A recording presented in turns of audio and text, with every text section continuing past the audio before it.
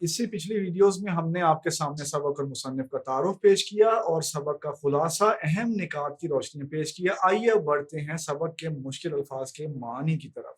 تو آپ اپنے پاس دو کالم بنا لیں، ایک طرف لکھیں گے آپ الفاظ، ایک طرف آپ لکھیں گے معنی۔ یہ کس کام آئیں گے آپ کو؟ یہ آپ کے ذخیرہ الفاظ میں اضافہ کریں گے، یعنی ووکیبلری جسے کہتے ہیں۔ اس کے علاوہ یہ آپ کو نثر پاروں کی تشریح میں مدد دیں گے، اور آپ کی جو ڈیلی کمیونیکیشن ہے، یعنی جو گفتگو آپ کرتے ہیں اپنے ساتھیوں سے، اپنے گھر والوں سے، اس میں آپ کو مدد ملے گی۔ اور آپ کی جو رائٹنگ ایبلٹیز ہیں، یعنی لکھنے کی استعداد جو ہے، آپ ایسے رائٹنگ کریں، خط لکھ رہے ہوں، کہانی لکھ رہے ہوں، تو مشکل الفاظ کے معنی جب آپ کو آتے ہوں گے تو آپ انہیں آسانی سے استعمال کر سکیں گے۔ تو آئیے بڑھتے ہیں پہلے لفظ کی طرف۔ پہلا لفظ ہے آراستہ، اس کے معنی ہے سجا ہوا، سنورا ہوا، مزین۔ پھر ہے شاہکار، اس کا مطلب ہے بڑا کارنامہ، آرٹ کا بہترین نمونہ، ماسٹر پیس۔ پھر لفظ ہے مجلد، مجلد کا مطلب ہے جلد کیا ہوا، وہ کتاب جس کی جلد کی گئی ہو۔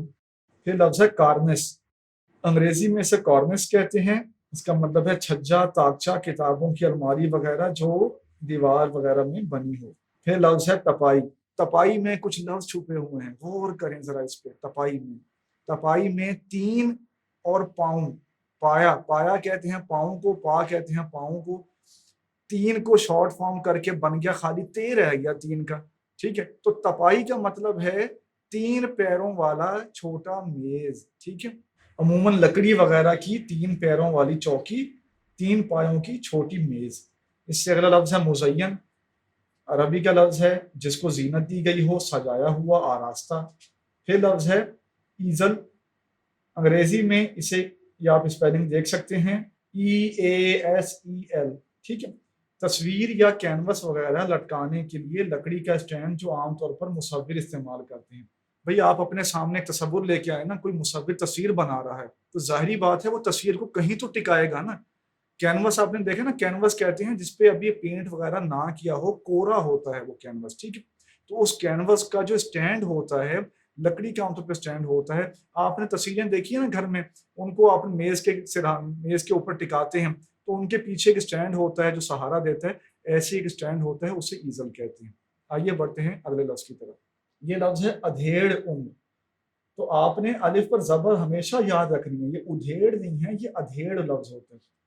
جس کی جوانی ختم اور بڑھاپا آغاز ہو، نہ بوڑھا نہ جوان، یعنی درمیانی عمر کا، 40-50 آپ کہہ لیں انداز میں۔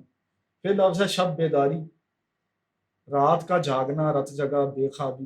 اس کے بعد لفظ ہے خوشخبری، جس کا مطلب ہے اچھی خبر، بشارت، نوید۔ پھر لفظ ہے کارنامہ، وہ بڑا کام جو مدتوں یاد رہے۔ پھر لفظ ہے تحکم، تحکم کے معنی ہیں حکم چلانے کا عمل، حکم دینا۔ آئیے بڑھتے ہیں اس سے اگلے لفظ کی طرف۔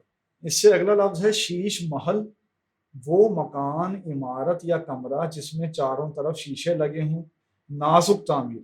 دیکھیں آپ نے جو معنی لکھنے ہیں وہ سبق کے متن کو مد نظر رکھتے ہوئے لکھنے ہیں۔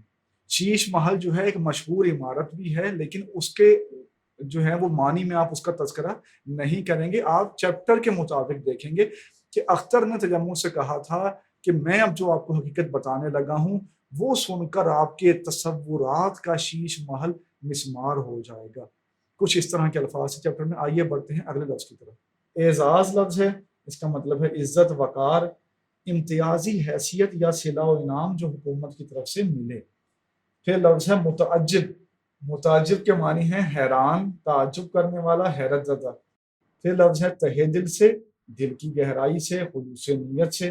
عام طور پر شکریہ ادا کرنے کے لیے کہتے ہیں کہ میں تہہ دل سے آپ کا شکر گزار۔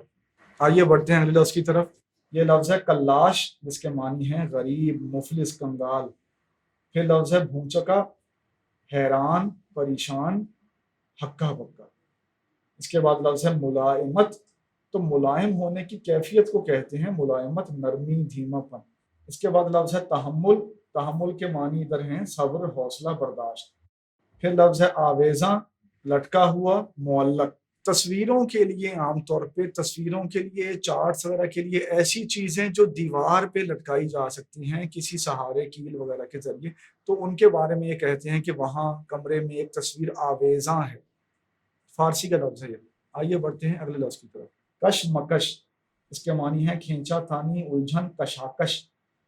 پھر لفظ ہے خلش، خلش کے معنی آپ لکھیں گے چبھن، کھٹک، ٹیس۔ معمہ، اس کے معنی آپ لکھیں گے پہیلی، بجھارت، پیچیدہ مسئلہ۔ پھر لفظ ہے ہم پیشہ، ہم جو ہے وہ اس میں پریفکس ہے یعنی سابقہ ہے، ایک ہی پیشے کے ہم شعبہ۔ پھر لفظ ہے غربت کدہ، وہ گھر جہاں مفلسی ہو، غریب خانہ۔ اس کے بعد ہے نمائش گاہ، وہ جگہ جہاں نمائش لگائی جائے۔ آئیے بڑھتے ہیں اس سے اگلے لفظ کی طرف۔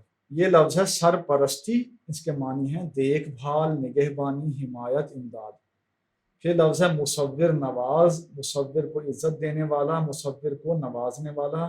نواز اس میں لاحقہ ہے، مصور اس میں اسم ہے۔ آپ نے سنا ہوگا غریب نواز، غریب نواز کہتے ہیں غریب کے ساتھ اچھا سلوک کرنے والا، غریب کو عزت دینے والا، اسے کہتے ہیں غریب نواز۔ تو اس میں استعمال ہوا ہے مصور نواز، مصور کو عزت دینے والا، مصور کو نوازنے والا۔ آئیے بڑھتے ہیں اگلے لفظ کی طرف۔ یہ لفظ ہے عمارت، اس کے معنی ہیں دولت مندی، شان و شوکت۔ یہ الف سے عمارت ہے۔ پھر لفظ ہے شرارہ، اس کے معنی ہے چنگاری، شعلہ۔ پھر لفظ ہے سوہان روح، مراد ہے انتہائی تکلیف دہ، اذیت ناک، دردناک۔ سوہان ہماری زبان میں چھینی کو کہتے ہیں، ریتی کو کہتے ہیں۔ تو سوہان روح کا مطلب ہوتا ہے وہ چیز جو آپ کے لیے نہایت تکلیف کا باعث ہو، جو روح کے ساتھ وہی سلوک کرے جو چھینی یا ریتی سے کام لیا جاتا ہے۔ اس کے بعد لفظ ہے وقتاً فوقتاً، تو اس پہ آپ جو ہے وہ معنی لکھیں گے کبھی کبھار، کسی کسی موقع پر۔ پھر لفظ ہے قدر افزائی، معنی ہے قدر میں اضافہ کرنا، عزت افزائی، کسی کے ہنر یا قابلیت کا اعتراف کرنا۔ پھر لفظ ہیں جلی کٹی سنانا، یہ محاورہ ہے، اس کا مطلب ہے ایسی باتیں کرنا جن سے خفگی اور ناراضی ظاہر ہو، بغض یا بیر کی باتیں کرنا۔ واقف کار، جان پہچان والا، شناسا۔